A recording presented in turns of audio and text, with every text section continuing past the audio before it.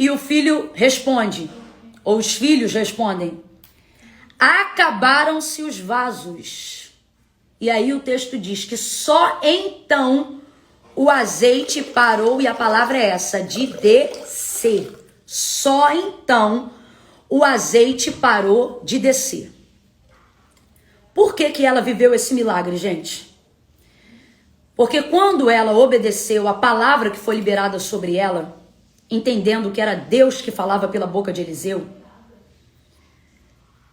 ela não questionou e nem esperou o azeite ser multiplicado dentro da botija.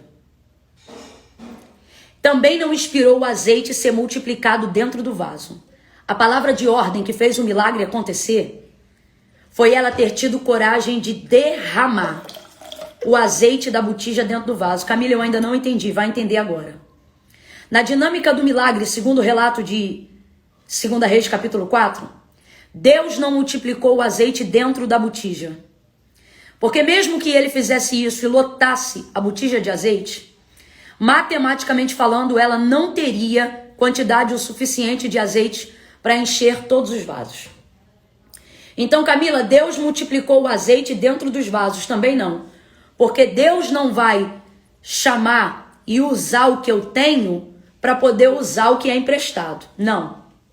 Deus multiplicou o azeite enquanto ela derramava. Então presta atenção para você entender. Eu quero me fazer clara. Nem dentro da botija, porque Deus usa as coisas que não são para confundirem as que são. Nem dentro do vaso. Não multiplicou aqui dentro. E também não multiplicou aqui dentro. Por isso o verbo imperativo da palavra profética em ordem, em movimento. Qual? Derrama. Foi no movimento aqui, ó. Deixa eu tentar segurar o vaso. Aqui, ó. No fio do azeite era que Deus multiplicava. Por isso o texto diz que o azeite não parava de descer. Era aqui que estava acontecendo a multiplicação. Camila, e daí? E daí que eu vou chegar à conclusão. Quantas vezes nós esperamos ter para fazer? É isso que eu quero dizer. Que ela não fez, mas nós fazemos. O quê? Espiritualizar o que Deus mandou executar. Vou falar rasgado, que é para todo mundo entender. Se é nos dias de hoje, na geração de hoje, que diz que acredita em milagre e que se submete à palavra, olha o que nós faríamos. A gente pediria os vasos, porque a gente não tem problema em ampliar a demanda, porque a gente conhece a nossa necessidade. E a gente faria uso da botija, mas provavelmente, ao entrar no quarto, nós faríamos isso aqui, ó. Deus, estou aqui na tua presença e eu quero te apresentar esta botija. Multiplica o azeite desta botija. Enche esta botija.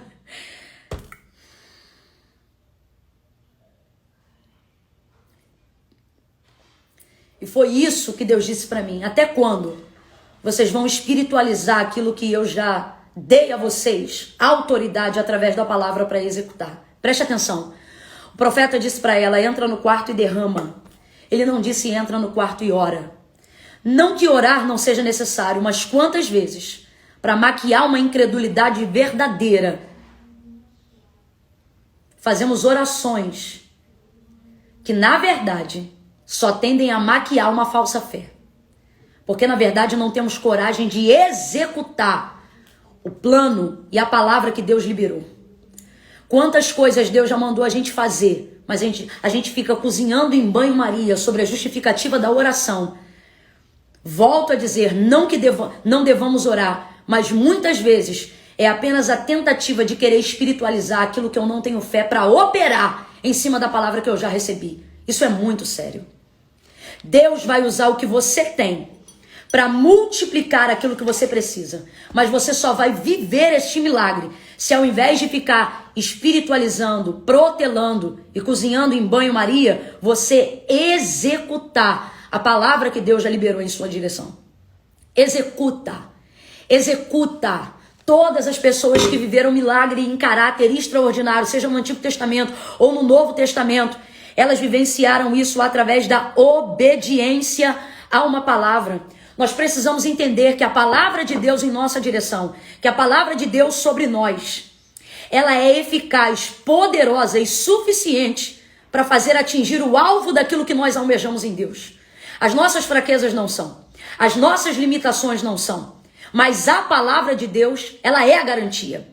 Mas a gente quer espiritualizar aquilo que a gente não tem coragem de executar. Deus tem poder para trabalhar, ainda que haja uma incredulidade sincera, mas Ele não vai tolerar uma falsa fé, que faz uso de orações, que protela, abre aspas, louvores, que na verdade visam tardiar uma obediência que já precisava estar submetida debaixo de uma palavra que já foi liberada. Que palavra Deus já liberou sobre o seu ministério? Que palavra Deus já liberou sobre a tua casa? Que ordem Deus já liberou sobre as suas emoções? E você não executou. Marcos capítulo de número 5, nós vamos ver a realidade do que eu estou falando aqui. A mulher do fluxo de sangue desenvolveu um pensamento de uma palavra baseada no testemunho que ela já conhecia de Jesus. E Jesus é a palavra, Jesus é o verbo vivo feito em carne. E em casa ela diz: se tão somente eu tocar na orla das suas vestes, eu serei curada. Se tão somente eu tocar na orla das suas vestes, eu serei curada. Dizia ela consigo mesma: se tão somente eu tocar na orla das suas vestes, eu serei curada. Veja, ela dizia isso consigo mesma.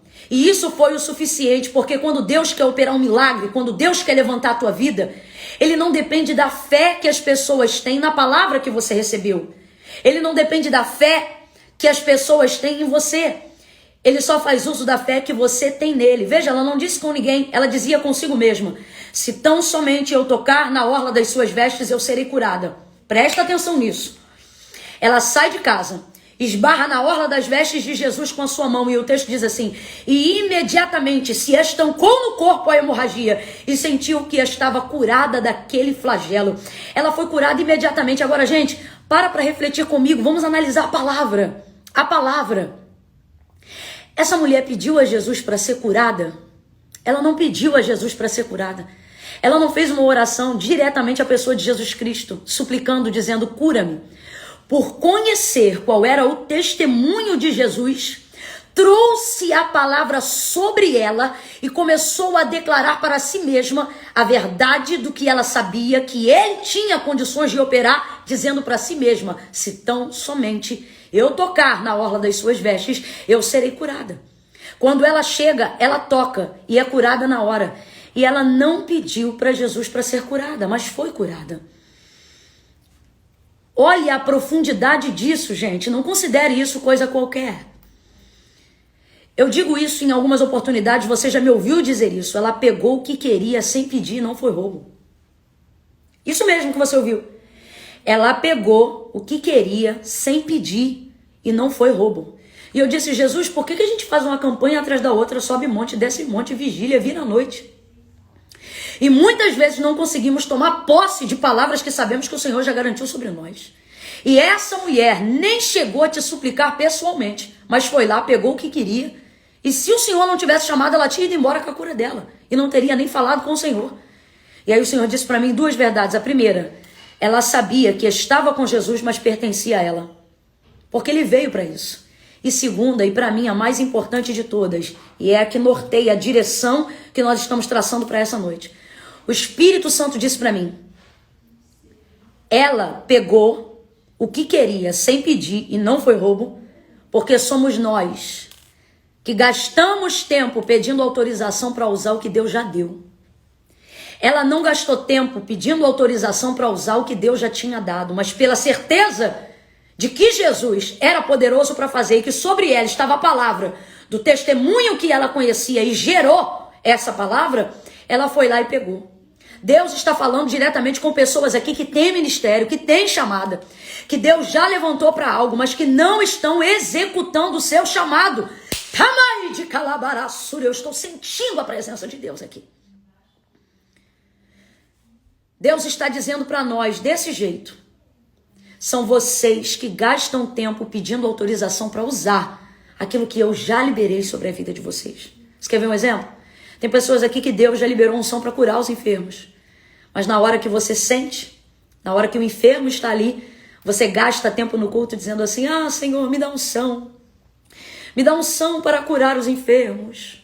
Só que a palavra já foi liberada. Ele disse, vocês imporão as mãos sobre os enfermos e eles serão curados. Há pessoas aqui que Deus já liberou essa palavra. E eu estou falando isso agora e tem gente sentindo a testificação do Espírito Santo. O temor do Espírito dizendo, aonde está a frutificação do dom de cura que eu coloquei nas suas mãos? Mas você fica no culto dizendo assim, Deus me dá unção, me dá unção. E Deus está dizendo, eu já lotei a tua vida de unção. Você precisa começar a pedir coragem. Porque unção você já tem. Só que por que você não descobre que a palavra já é verdade sobre você? Porque você gasta tempo espiritualizando, pedindo unção, quando na verdade deveria estar executando, levantando e impondo a mão sobre o enfermo. Ministrando sobre ele aquilo que Jesus já ministrou sobre a sua vida. Aquilo que a palavra de Deus já garantiu sobre nós. Há algumas pessoas aqui que Deus já confiou o ministério da palavra. E você lê. E a porta da revelação da palavra foi aberta diante de você. Mas para poder espiritualizar uma timidez que você ainda não rompeu, você diz, Senhor, me dá unção para pregar a tua palavra. Me dá unção para pregar a tua palavra. E se eu te disser que a fé da palavra que Deus libera sobre nós não tem a ver com o que a gente sente, tem a ver com o que a gente sabe. Você precisa manifestar a palavra não em cima do que você sente, porque se você sentir, você sempre vai se sentir incapaz. Imagine essa mulher entrando, vendo todos os vasos da casa, dentro do quarto, olhando para a botija. Se ela para olhar para o que ela tem e olha para o que ela tem que fazer, ela olha para o tamanho da botija, que seria menor, e olha para o vaso, que é maior, ela nunca ia fazer nada. Ela ia fazer o exemplo que eu dei aqui. Ela ia pegar a botija e ia espiritualizar. Senhor, enche a botija, oh Deus amado, eu creio. Mas a palavra não foi entre ora, a palavra foi entre faz, porque a palavra já estava sobre ela. Você está entendendo? Se você está entendendo, celebre ao Senhor, reaja diante dessa palavra, diga glória a Deus aonde você estiver. A Bíblia diz que Abraão foi fortalecido na fé, dando glória a Deus. Diga glória a Deus. Ai, Camila, mas é que eu não estou sentindo de fazer isso. É por isso que sua fé não tem sido edificada, porque você quer edificar fé com sentimento, e fé não se edifica com sentimento, se edifica com palavra.